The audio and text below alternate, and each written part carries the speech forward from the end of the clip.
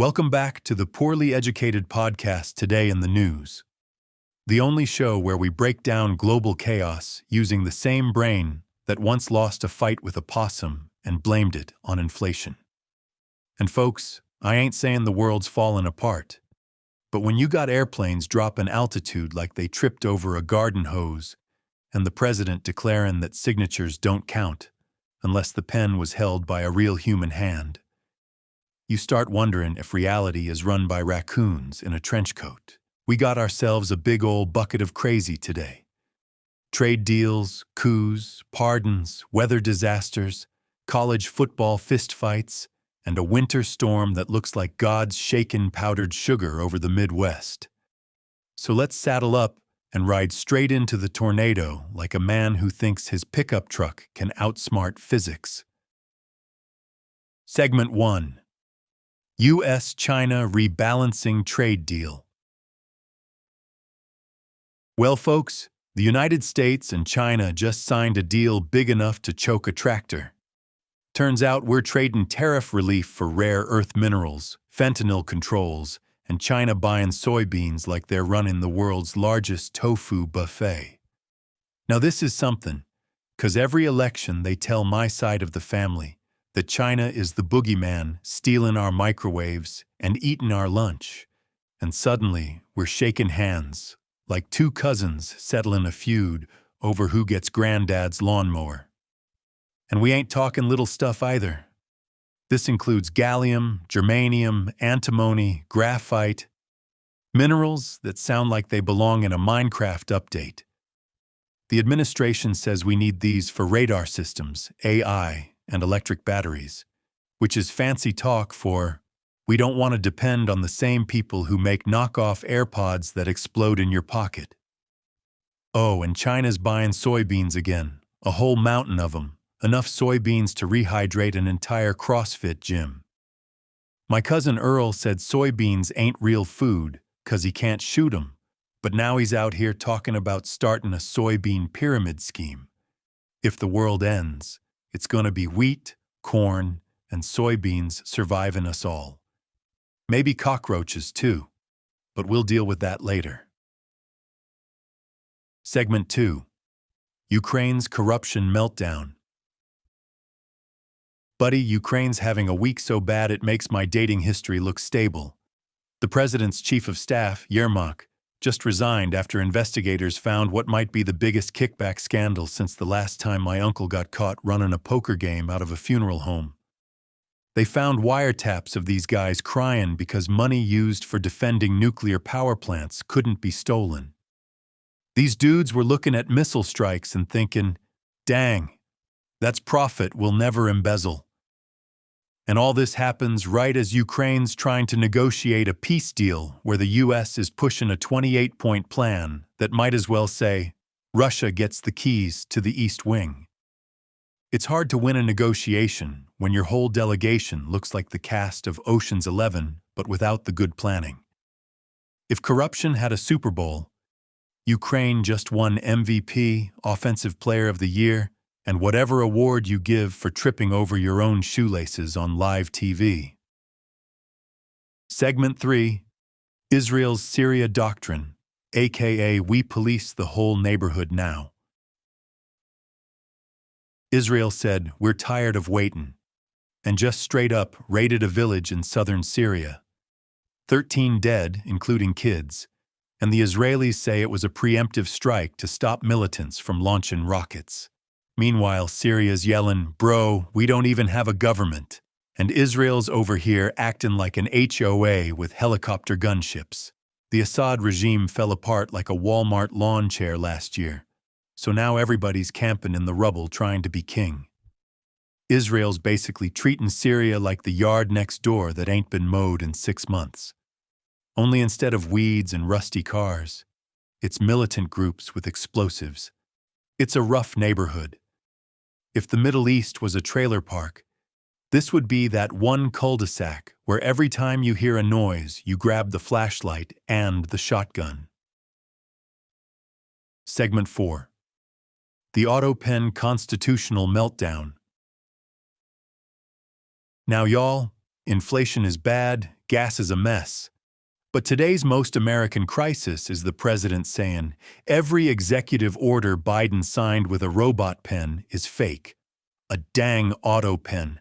I didn't even know what that was till this week. I thought it was something you bought to autograph baseballs. Trump says these signatures ain't real, 'cause Biden didn't hold the pen himself. So now hundreds of orders might get tossed out like last week's chili.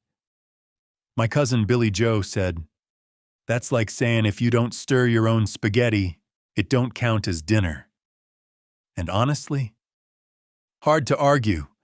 Legal scholars are panicking, Congress is having migraines, and the Heritage Foundation is out back building a bonfire to burn the Federal Register. This country is one more nonsense crisis away from being ruled entirely by vibes. Segment 5. Immigration crackdown after D.C. guard shooting. A shooting in the Capitol by an Afghan evacuee has turned into a policy avalanche. The administration now wants to permanently pause migration from what they call third world countries, which is code for anywhere my uncle can't locate on a map. Now look, my neck of the woods ain't exactly Harvard, but we know scapegoating when we see it. The president keeps bringing up Somali communities like they're the reason your rent is $2,000 and your eggs cost $3 each.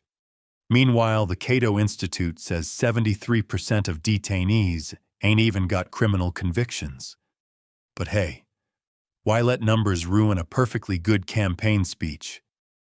If math mattered, my cousin Daryl wouldn't be $14,000 in debt from buying scratch-off tickets. Segment 6. Genesis Mission. America's AI moonshine still. America has announced the Genesis mission, which is basically a giant AI machine built to solve every science problem ever, from fusion reactors to biotech to why my ex left me for a guy with a lifted truck. The government wants AI to speed up research from years to weeks. My family can't get group text messages to send, and these folks want to automate scientific breakthroughs. But here's the kicker. They're funding this by cutting billions from regular science budgets. That's like saying, we're building a moonshine still, but we're repossessing the farm. They want NVIDIA, AMD, and all the computer giants to help. One of my relatives heard AI sovereign platform and thought it was a new kind of fishing boat. If this thing works, America might leap 20 years into the future. If it breaks, it'll probably become self-aware and ask why humans can't even shovel snow off the driveway properly. Segment 7. The Honduras Pardon.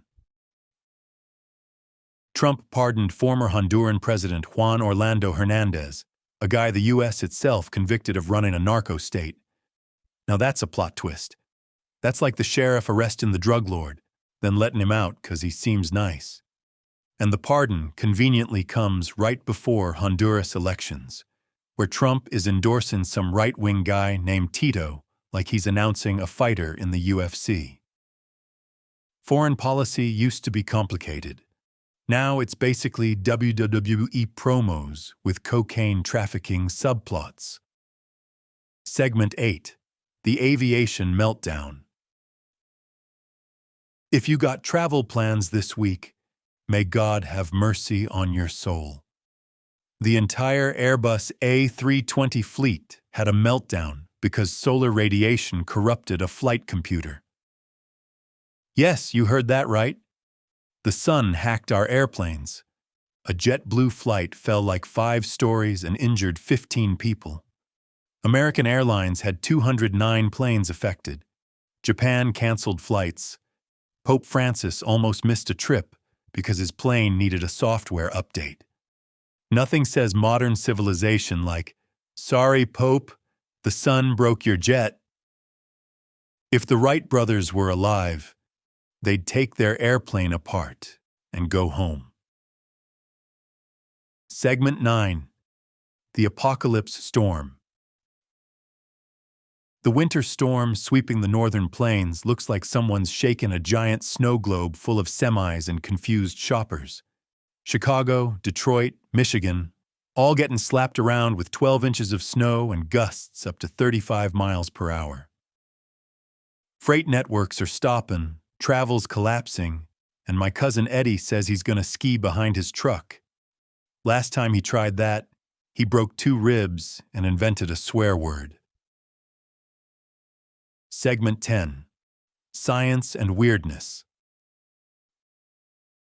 NASA's NISAR satellite is officially online, scanning Earth with radar powerful enough to detect you sneak into the fridge at 3 a.m. Fujitsu is making underwater drones that count carbon absorbed by seaweed. Dogs apparently still got wolf DNA, which explains why mine keeps dragging roadkill onto the porch like it's a wedding gift. And scientists teleported information between photons. Teleportation. Meanwhile, my router can't stay connected long enough to watch football in HD. Segment 11. College football and cultural chaos. Rivalry week, Ohio State versus Michigan. Number 1 versus angry older brother energy. The whole Midwest shuts down for this. If aliens landed during this game, people would say, "Hold up, we'll deal with y'all after halftime." Also, the US is going to the Venice Biennale. Japan's feuding with China over a singer, and I promise none of it makes any sense anymore. Culture used to be apple pie. Now it's a lasagna made by a washing machine. In conclusion, the world is wobbling like a drunk raccoon on roller skates. Trade deals, coups, storms, AI moonshine projects, immigrant crackdowns, and a sky that breaks airplanes. It's all stacking up like the universe is playing Jenga with our sanity. But don't worry. The Poorly Educated podcast will be right here every time the world gets dumber, louder, or more confusing, which, looking at this week, means we're gonna be busy. Y'all stay safe, stay warm, and don't let the auto pen sign anything important.